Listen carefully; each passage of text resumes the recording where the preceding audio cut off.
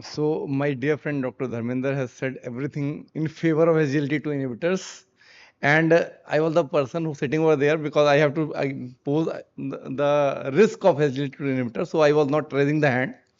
But I must say that everything is not all five fingers are not equal. So every elderly is not equal. So coming to whether we should use glass SGLT2 in all or what are the risk for this, you can see that drug treatment model of diabetes facing profound changes, and as SGLT2 inhibitors are the drugs which are recently added to the armamentarium and they have many benefits. So we should take, in addition to the improving the therapeutic effect, it is urgent to reduce the adverse effect reactions, including possible systemic and carcinogenic risks. So these things are to be considered while prescribing SGLT2 inhibitors to elderly.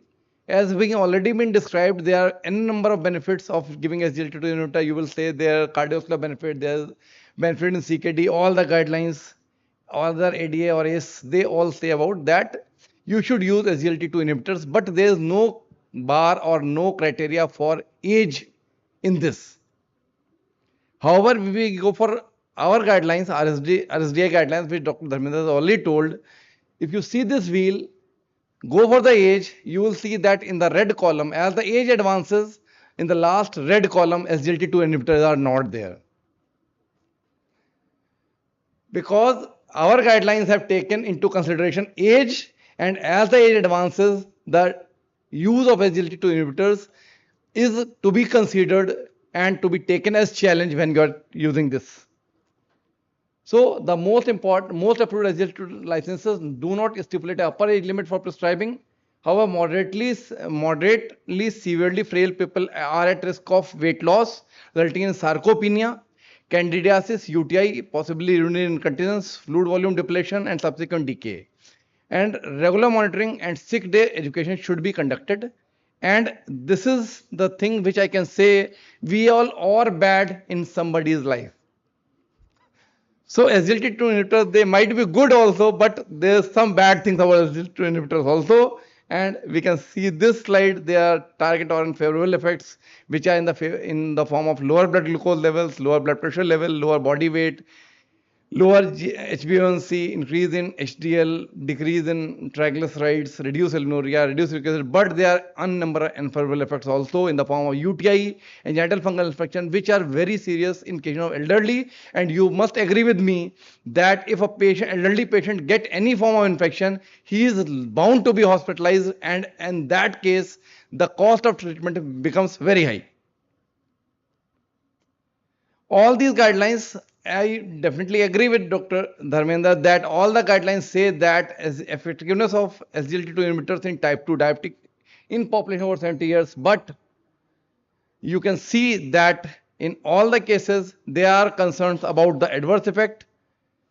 You can see this article also, you can go with this comment also. In all these things, SGLT2 in older adults, overcoming the age barriers, all these things, they say that you can prescribe SGLT2 to elderly, but you should take into consideration the patient condition, how patient is, whether he is able to move or not, whether the caretaker is taking care of the elderly, patient is mobile or not. All these things are to be taken into consideration. And this is again, you have to find out the efficacy and safety of sodium SGLT2 inhibitors in real world clinical practice. And you can see that what we have learned from the study, that long-term therapeutic effectiveness of SGLT2 inhibitors was comparable with prior observation RCTs.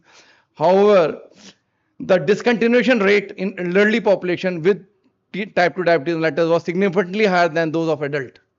And this is because of mainly because of the genital mycotic infection and risk of hypoglycemia. And this was the sole study which was done to find out the effectiveness of SGLT2 inhibitors. And this also said that its focus on adverse event was very much required while prescribing this drug. You can see this again, the adult and older adults, the whatever the adverse effects are there, they are comparable as already said. But if any of the adverse effect is being taken up in elderly population, it will give more harm to the patient, and it will always be and it will always be more costly and more patient. It will be against the patient. So decay risk to SGLT2s, as we have already discussed, there's a risk of decay in after using SGLT2, and the euglycemic decay is also there. This is what you can say, that if it is again the comparator and DPP4 inhibitors and SGLT2 inhibitors, and everything is against SGLT2 inhibitors. If after the age of 70 please years, try to finish. Please try to I'm just finishing because I was given probably only 2 minutes. Okay. That was the reason. The risk of natal infection is increased and decay is rare, but severe adverse effect of our concern, and this should be taken. You don't think of all these things. SGLT clinician should exercise caution by prescribing SGLT2 inhibitors in the patient or abnormal urinary tract flow, and you can very well agree with me that older adults, male patients have prostate problem and they have BPH, and when the flow of urine decreases, the risk of infection increases. Lower limb amputation, the neuropathy, vascular disease are all very high in older adults. So it has to be discontinued if the patient is having ulcer or infection of the lower limb. Decay, we have already discussed. Acute kidney injury, again, in elderly patient receiving diuretics and those having renal impairment, you will always agree that risk of hypotension is there, risk of electrolyte disbalance is there. So this to be taken into consideration. SGLT2 is not prescribed alone. If it is with either insulin or sulfonylurea, the risk of hypoglycemia increases. The Fourier ganglion, which is a very drilled complication, this can be there, and if this occurs, the patient is at risk of his death also. And this the bone fracture risk, again, the bone fracture risk is because of volume contraction leading to dizziness and falls, and possibly effect on calcium, phosphate, and vitamin D hemostasis. So this is also there. The risk of bladder carcinoma, hyperkalemia can be there, dyslipidemia can also be a factor. And there's a toxicity of SGLT2 inhibitors. The older adults are at risk. They are not able to properly locate the drugs. Someone else is giving the drugs, or if he himself is taking, and if he suppose that he takes the overdose of this drug, then there is no antidote for SGLT2 inhibitors. It is not removed by dialysis, and overdose can lead to hypoglycemia, vomiting, confusion, hypertension, tachycardia, and urinary incontinence. So conclude, the stratified analysis of trials of the class of drug indicate that older adults have similar or greater benefits than younger people.